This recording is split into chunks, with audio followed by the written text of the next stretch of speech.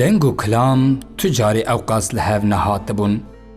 دما وی دست به کلام و گوتنین دکر چیا، زوزان، همو خوزا بیدنگ لوی گهدار دکرن. هرچند او 103 سال جییا بجی لی دنگی وی هر دم 14 سالی بو.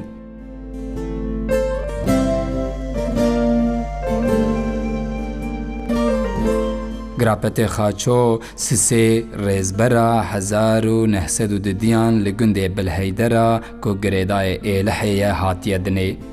ددما کمکجیا ارمنیان ده مالباتاوی تین کشتن او خشک و براین خواه لگنده کی کردان بجهد بن. هر وها هیچ ده زاروکاتیا خواه ده دست به ستران و گوتنین کردی دکه.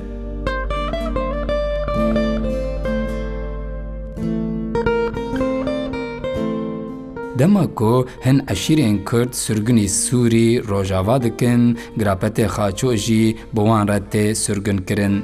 پشتی کو سرگنی دقده جبر کو گراپت خاچو همولاتی ترکیه نینه ناهلن وگره.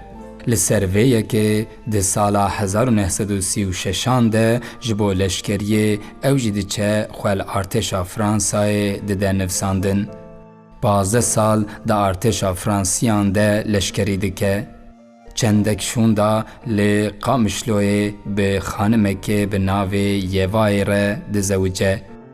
دورا گراپت خاچو به مالباتا خوره ده سالا 1946 ده کوچی ارمنستان دکه. گراپت خاچو پشتی ده چه ارمنستانه به دهان سالان ده رادیو اریوان ده دخبته.